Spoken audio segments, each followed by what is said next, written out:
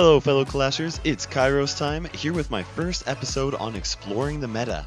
In this episode we're going to be going over a deck that helped me to get this wonderful chest right here, nice giant skeleton right there. In this tournament, it was a 4-hour tournament. I was only able to play for an hour and 15 minutes, and in that time I tied for second.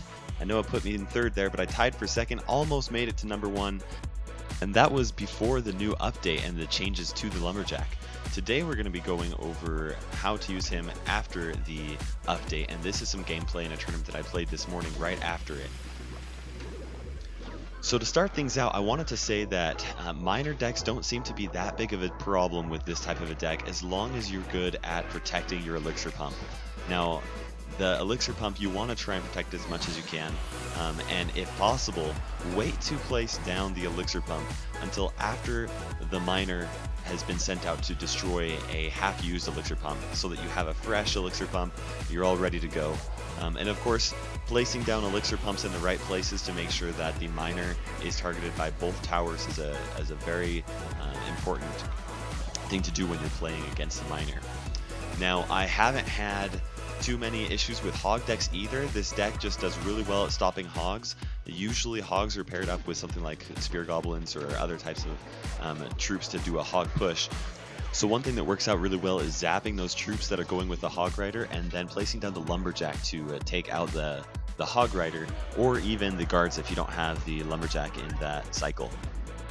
Like a lot of decks, a deck that is really difficult for this deck to handle is the giant poison deck.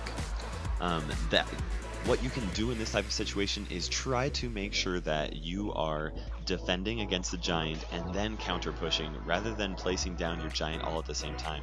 You'll notice right there, he placed down a giant. We're getting close to that last minute where we have double elixir. I could have put down a giant, but I decided not to so that I could try and save up my elixir, defend on my side, and then come up with a counter push. Most of the time this works out really well. That being said, I've noticed that this deck has a really hard time when you're facing up against somebody that has the bowler. I actually haven't faced the bowler very much, and so that's going to be something to pay attention to, try and practice, learn how to counter the bowler.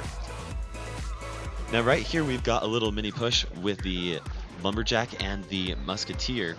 A lot of times people will try and counter that situation like with a mini P.E.K.K.A like our opponent did, or with the Valkyrie. Those are both really great ways to counter this, so you got to make sure you pay attention to that.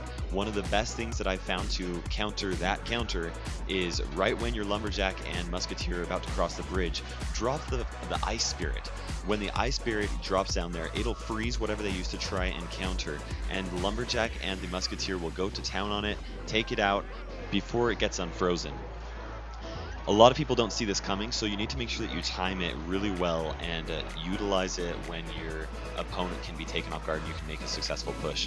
I'll oftentimes do that even when I don't have a giant there before we're up to double elixir, just so I can cycle through my deck faster, get to those elixir pumps. It works really fantastic. Well, thank you so much again for watching. I'm going to continue making videos just like this where we explore the meta with different decks. So go ahead and subscribe and leave some suggestions in the comments below. This is KairosTime, checking out.